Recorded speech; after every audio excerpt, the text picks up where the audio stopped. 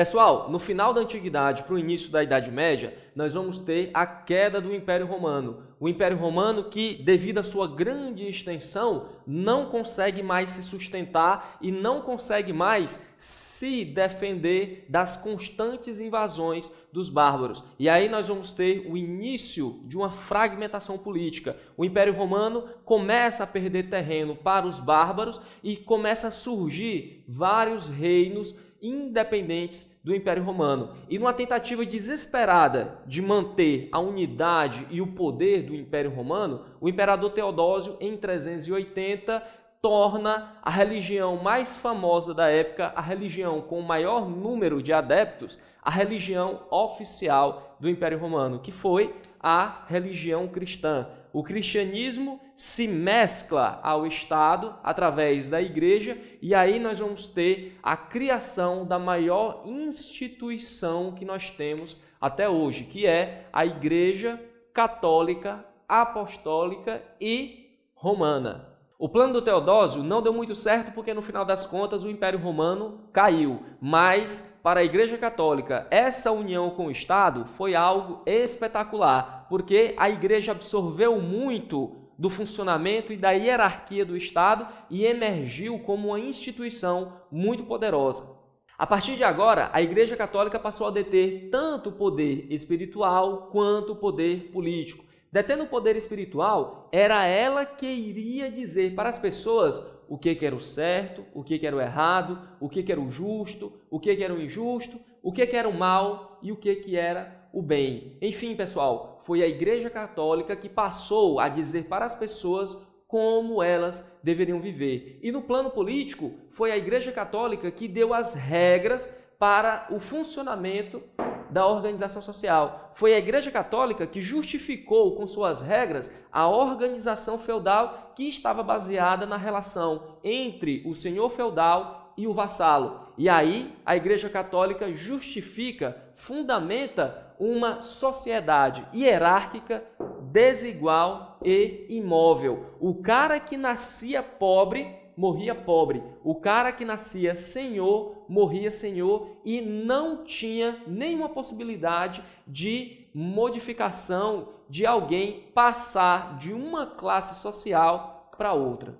Além disso, o poder intelectual também passou para as mãos da Igreja Católica, na medida em que ela monopolizou o saber. A cultura grego-romana ela ficou confinada nos mosteiros com os monges copistas. Pessoal, era muito difícil você encontrar alguém nessa época que soubesse ler e escrever que não fosse da igreja. E esses monges, eles são copistas porque eles reproduziam as obras dos filósofos, dos poetas e dos juristas, copiando página por página. E aqui então nós vamos ter a relação que caracteriza toda a filosofia medieval, que é a relação entre a fé e a razão, sendo que nessa relação é a fé que detém a verdade e a razão, numa atitude, numa relação de submissão, de subordinação, ela vai servir apenas para justificar essas verdades que já são possuídas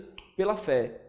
Em Anderson, mais igreja, religião, isso não está relacionado à fé? Por que a Igreja Católica teve que equacionar, teve que estabelecer a relação entre fé e razão? Porque, pessoal, Jesus Cristo disse para os seus apóstolos: ide e levai a palavra, ide e levai a boa nova, levai o evangelho. O meu reino não é deste mundo, o meu reino é o reino de Deus.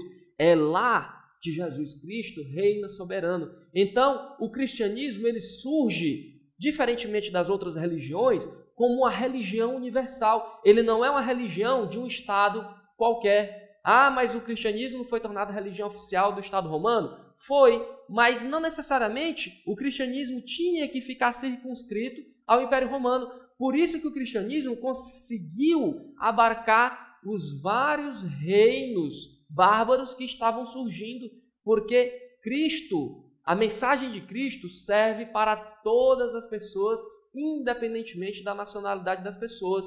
E aí a Igreja Católica estava preocupada em evangelizar os imperadores bárbaros todas as pessoas e também os pensadores gregos e os pensadores romanos.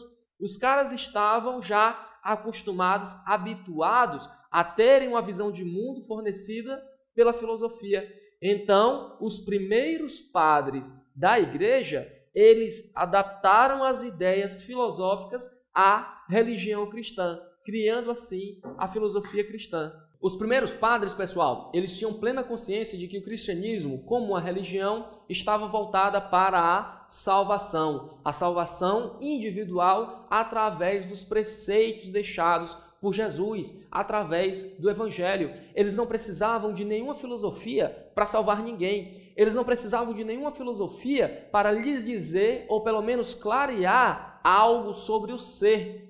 Porque, sendo uma religião oriunda do judaísmo, o cristianismo tem uma definição muito bem estabelecida do que seja Deus. E o cristianismo, como uma religião, ele está voltado para a fé, para a revelação divina, para a graça divina, e não para a reflexão crítica sobre a realidade. Em muitos aspectos, a gente pode dizer que o cristianismo não precisava de maneira nenhuma da filosofia, mas como eles tinham essa tarefa de evangelizar esses pensadores, esses intelectuais gregos e romanos, os cristãos foram, de uma forma ou de outra, empurrados para a metafísica e aí sofreram grandes influências dos sistemas filosóficos que estavam em voga nesse tempo e dos sistemas de crenças que tinham mais adeptos nessa época. E aí eles sofreram influência do neoplatonismo, do estoicismo e do gnosticismo. Então, pessoal, foi nesse contexto intelectual, histórico, político e social que surge a filosofia medieval no início da Idade Média, que surge o contexto que vai dar o pano de fundo para essa questão que vai ser central durante toda a filosofia medieval, que é estabelecer, delimitar essa relação entre fé e razão. E essa filosofia medieval, ela vai ser dividida em dois grandes períodos, que é a patrística e a escolástica, que vai tratar de formas diferentes essas relações entre fé e razão. E a primeira parte da filosofia medieval, que é a patrística, nós vamos começar a ver já na próxima aula com o seu maior representante, que é o Santo Agostinho. Até lá!